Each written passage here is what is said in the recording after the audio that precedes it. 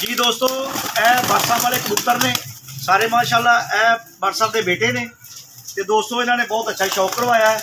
तो मैं क्या कि 2 मिनट इन्होंने सारे दोस्तों को इन्होंने जानवरों की वीडियो बना के दईए। जनाब तुम जानवर देखो बिल्कुल फ्रैश जबरदस्त कमाल जानवर। तो भाई जी ये दसो साढ़े को कि ब्रीडा के जानवर है साढ़े को ज़्यादा मियां नज़ीर ब्रांड ही नहीं है सारी।